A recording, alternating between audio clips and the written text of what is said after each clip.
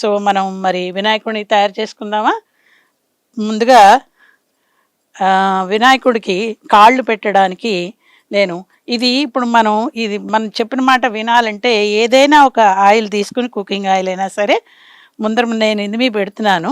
మనం బొమ్మ తయారు చేయడం అయిన తర్వాత దీని మించి ఈజీగా రిమూవ్ చేయొచ్చు.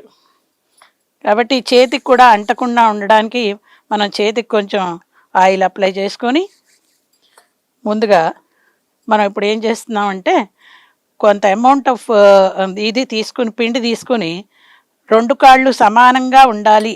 ఏదైనా 2 చేతులు 2 కాళ్ళు అలా చేసేటప్పుడు సమానంగా ఉండాలి కనుక ఇలాగ ఒక సమ్ అమౌంట్ తీసుకొని దాన్ని చెరిసగం చేసుకుంటే కాలు చెయ్యి ఏదైనా సరే 2 సమానంగా ఉండాలి కాబట్టి ఇలా తీసుకుంటాం. ఇప్పుడు ఇది సూప్ తాగుతాం కదా మనం, ఆ స్పూను తీసుకొని దానికి కొంచెం ఆయిల్ అప్లై చేసి దీన్ని ఇందులో పెట్టాలి.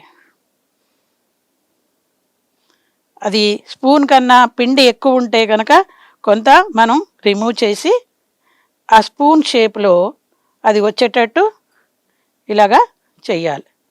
ఇది దేనికి చేస్తున్నాం అనేది చూపిస్తాను. ఫస్ట్ ఇలా 2 పీసులు చేసుకోవాలి. ఇవి 2 ఇది ఫ్లాట్గా ఉండాలి, ఇక్కడ కింద షేప్లో వస్తుంది, ఇది ఇలా వస్తుంది అన్నమాట.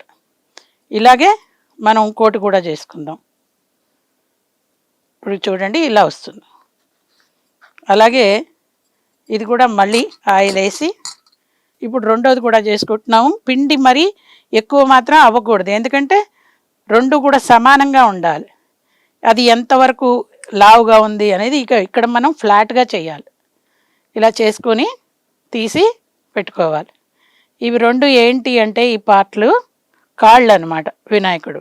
అది తర్వాత వేయడం కష్టం అవుతుంది కనుక ముందుగా వేసేసాను. ఓకేనా?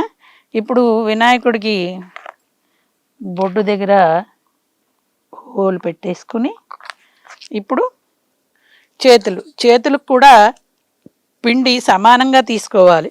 అందుకని ముందర ఓ బాల్ తయారు చేసుకుని ఇంత అమౌంట్ కావాలి మనకి చేతులకి అని చెప్పి ఐడియా ఉండడం కోసం ఒక బాల్ చేసుకుని.